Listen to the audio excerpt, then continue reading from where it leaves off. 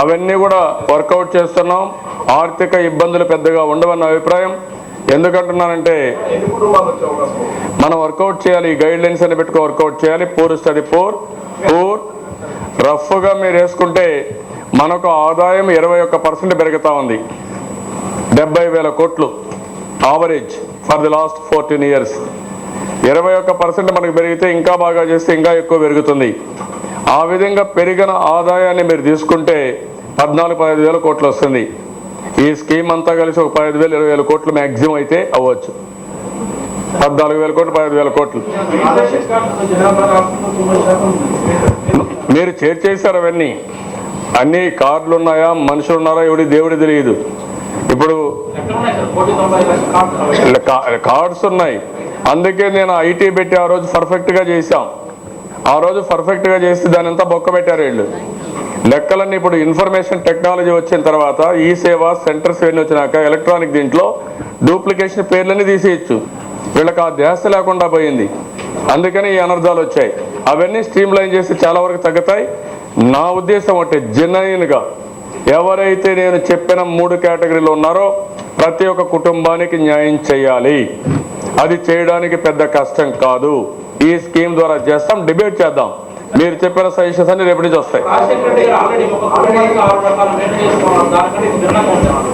ఏ కుటుంబం నువ్వు వేసి ఊర్లు అడుగు, ఏ కుటుంబానికి ఎంత వచ్చిందో.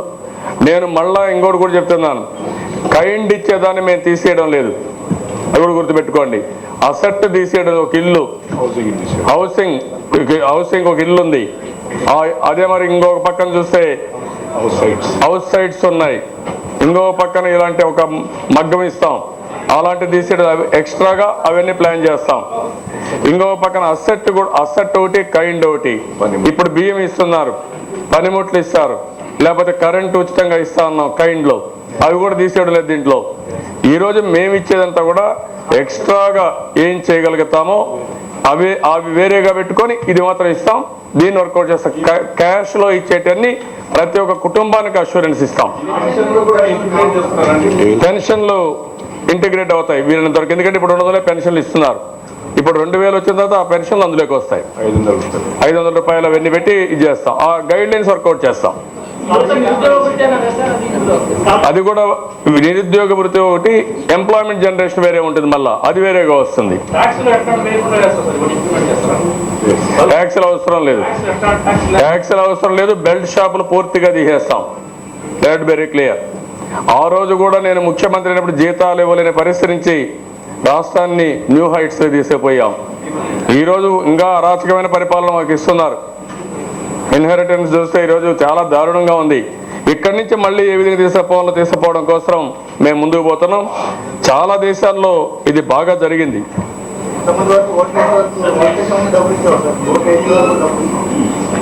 ఇది ఓట్లలో డబ్బులు తీసుకోకుండా శాశ్వతంగా బెనిఫిట్ చేయడానికి. There is a difference. వాళ్ళు 5,000 రూపాయలు 3,000 రూపాయలు అవినీతి డబ్బులు ఇస్తున్నారు. ఆ అవినీతిని అరికట్టి డైరెక్ట్గా అది మీకు చేర్చే కార్యక్రమాన్ని మేము తీసుకుంటున్నాం. కడమంతా వాళ్ళు తినేసి.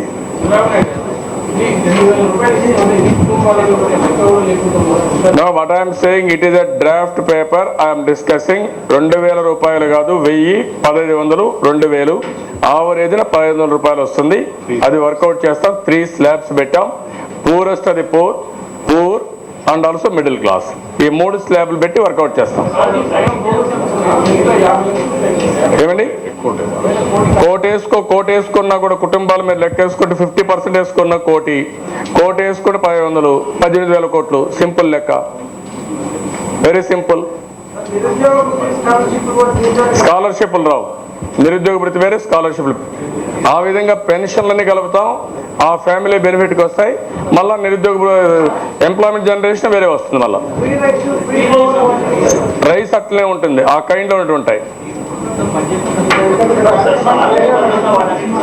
ఏమండి, నేను అందుకనే ఇక్కడ రెండోది తీసుకుంటున్నాం. ఇన్సూరెన్స్, హెల్త్ ఇన్సూరెన్స్ ఒకటి, ఎడ్యుకేషన్ పాలసీ, అవి సెపరేట్గా డీల్ చేస్తాం. అవి ఎట్టటి వస్తాయని ఈరోజు మాత్రం ఒకటి మాత్రం అనౌన్స్ చేస్తున్నాం. ఈ రాష్ట్రంలో కేబుల్ ఆపరేటర్ మా తమ్ముళ్ళు అయితే చాలామంది ఎలక్ట్రానిక్ మీడియా ఉన్నారు, వాళ్ళకు కూడా ఒక శుభవార్త. మీ ద్వారా ప్రజలకు ఒక శుభవార్త తెలియజేయాలి. తెలుగుదేశం పార్టీ ఒక నిర్ణయం తీసుకున్నాం. ఎవరైతే పేదవాళ్ళందరూ ఉన్నారో, మధ్యతరగతి ఉన్నారో, టీవీలు కలర్ టీవీ లేని వారందరికీ కలర్ టీవీలు ఇస్తాం. అందరికి కూడా టీవీలు ఇచ్చి, అదే మరిగా ఈరోజు మీరు చూస్తే ఎవరైతే ఎంఎస్ఓలు ఉన్నారు, మల్టీ సిస్టమ్ ఆపరేటర్స్ ఉన్నారు, వాళ్ళ కింద కేబుల్ ఆపరేటర్స్ ఉన్నారు, వాళ్ళ కింద ఆపరేటర్లు ఉన్నారు, వీళ్ళందరినీ చూస్తే కొన్ని లక్షల మంది, సుమారు ఒక 10 లక్షల మంది ఉంటారనుకుంటున్నాను. ఆ రోజు మీరు ఎంటర్టైన్మెంట్ ట్యాక్స్ వేస్తే మీరే నా దగ్గరికి వస్తే నేను ఎంటర్టైన్మెంట్ ట్యాక్స్ బాగా తగ్గించేసి ఈ ఇండస్ట్రీని కాపాడాను. ఈరోజు మళ్ళా హామీ ఇస్తున్నా, పేదవాళ్ళకి ఎంటర్టైన్మెంట్ కానీ, ఇంకొక పక్కన ఎవరైతే పేదవాళ్ళు చాలామంది ఇన్ఫర్మేషన్ పేపర్లు చదవలేరు, టీవీలు చూస్తున్నారు, ఎవరి కథ ఏంటో వాళ్ళు తెలిసేసే పరిస్థితికి వచ్చారు. రియల్ టైంలో ఇన్ఫర్మేషన్ తెలుసుకుంటున్నారు, నాలెడ్జ్ తెలుసుకుంటున్నారు. అదే మనకి జనరల్ నాలెడ్జ్ కూడా ఇంట్లో కూర్చొని చూసుకునే పరిస్థితి వస్తూ ఉంది. ఇలాంటివన్నీ ఉన్నాయి కాబట్టి దీని మీద ఈ నిర్ణయం తీసుకున్నాం. అదే మరి ఎంటర్టైన్మెంట్ ట్యాక్స్ ఒకటి కొద్దిగా నామినల్గా ఏదో వసూలు చేస్తున్నారు, అవి కూడా ఎగ్జామ్ చేయాలనుకుంటున్నాం. దానివల్ల ఇక్కడ ఉండే ఎంఎస్ఓ మల్టీ సిస్టమ్ ఆపరేటర్స్ కానీ, కేబుల్ ఆపరేటర్స్ కానీ, ఆపరేటర్స్ చాలా వరకు ఉపయోగపడుతుంది. ఆ రోజు నేను వచ్చినప్పుడు ఇవన్నీ చేయడం జరిగింది. రెండోది, వీళ్ళందరికీ కూడా ఈఎస్ఐ కానీ కాంప్రహెన్సివ్ ఇన్సూరెన్స్ స్కీమ్ ఒకటి తీసుకొచ్చి, బెనిఫిట్ స్కీమ్ తీసుకొచ్చి వీళ్ళని కూడా ఇది చేస్తాం. అదే మరి చిన్న చిన్నవి కూడా ఎలక్ట్రికల్ పోల్లో ట్యాక్స్ వేయడం అన్నీ ఉన్నాయి తెలంగాణ ప్రాంతంలో. ఈ తెలంగాణ ప్రాంతంలో అయితే ఈ టీవీ ఇంటికి రీచ్ కావాలంటే ఎలక్ట్రికల్ పోలే ముఖ్యంగా ఉంటుంది. చాలా పేదవాళ్ళుగా ఉన్నారు, వాళ్ళని ఆదుకోవడానికి ఇది కూడా నిర్ణయం తీసుకుంటాం.